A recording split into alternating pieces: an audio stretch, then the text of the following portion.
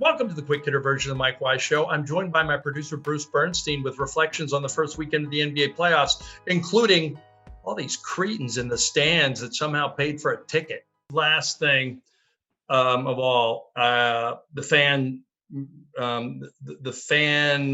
disease Misbehavior. right now. Yeah, the fanatic disease that's going on. It seems to be all over basketball, between Russell Westbrook getting popcorn dumped on him, Kyrie getting a bottle thrown at him in Boston, Trae Young being spit on in New York. Yeah, Trae Young being spit on in New York. This is. I understand that fans are they're paying a lot more money than they used to. They don't have the relationship they used to with players because there's so much insulation now to even, you almost have to go to a person's book promotional or really wait him out after he comes out of it. And then even then you're going to get a scribble of an autograph. I understand there's not a closeness, but I almost feel like people go to the game now to denigrate more than they celebrate sometimes. Like, it's almost like, I'm going to boo this guy and root against this person more than I'm going to root for my own team. That to me is bothersome. It's just, I know it's a civility that's gone, and the former administration jumped on, and we have so much ugliness in the society. And but man, when you see it at a game like that, it's just it's unseemly. I just could never understand it. I mean, I've gone to playoff games where I've purchased tickets, and some of those tickets, I mean, I've spent, $300 on a playoff ticket, times 2 or 3 with the kids, whatever. So if I'm going to spend $1,000 to go to a playoff game, why? I mean, to me, that's, first of all, it's a privilege to be able to do it if you're financially able enough to do it. And then, you have the ability to get the tickets. You have no right to act that way. You have no right. Look, go ahead and boo if you want. Go ahead and, cheer for your team. But you have no right to throw a bottle, certainly not to spit.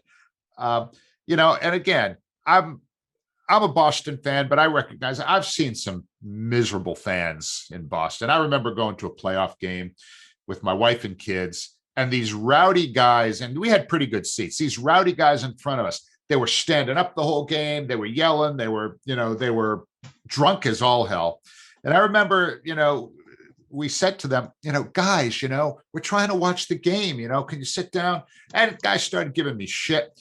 And then it turned out that wasn't even their seats. I mean, we didn't rat them out to security, but the people whose seats actually were eventually showed up and got these people out of there. And it's like, it was so, I was so glad, because they were ruining the game for us. And it's just like, show up at the game, but act like a human being.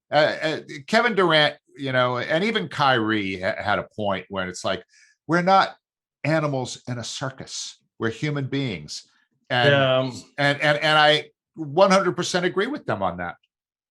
Yeah, I do too. I still remember the most disturbing incident in my NBA sports writing career was in Philadelphia during the NBA Finals in 2002 or 2001. I take that back. And it was the Sixers against the Lakers.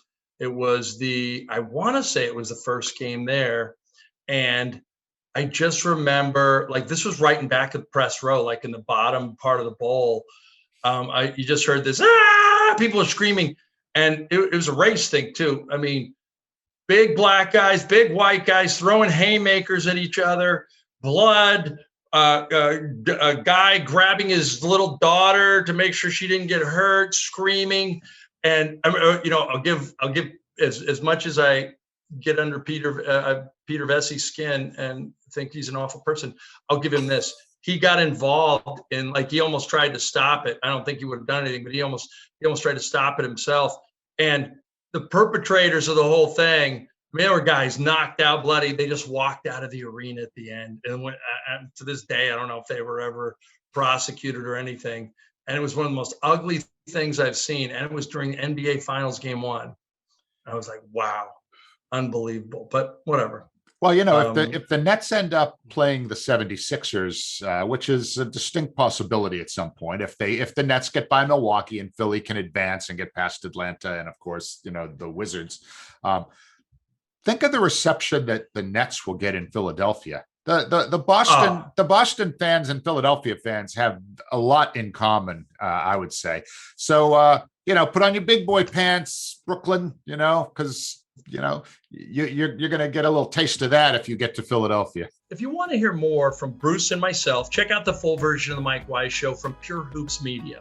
You can also see the video version of the Quick Hitter on the Pure Hoops Media YouTube channel.